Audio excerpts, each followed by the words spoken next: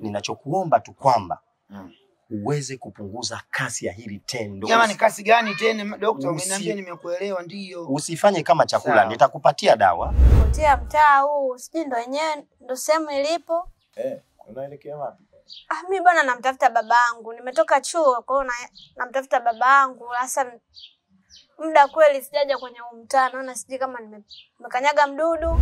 Huyu nampeleka mwana kondoo, mwana ukomi, mwana Pilato, mwana ushughulikiwe, mwana mdundiko, mwana tokomile. Hasi mimi jamani, mimi mambo nikayafanya lini? Umeelewa? Kwani mimi nimekuja kutafuta kazi?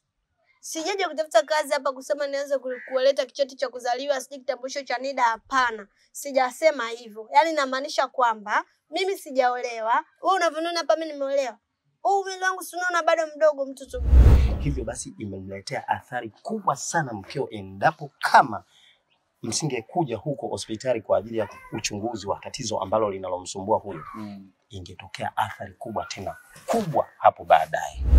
Mume wangu mimi sijui mume wangu nini kinanitokea. Yaani na hapa nilipo mwili unaniuma, kiuno, yaani mpaka kichwa kinaniuma, miguu hii ndo kabisa usiseme. Njia si huko. Wewe njoo kwanza tucheze. Ucheze na nani? Wewe baba mpumbavu ni nani? Leta begi langu.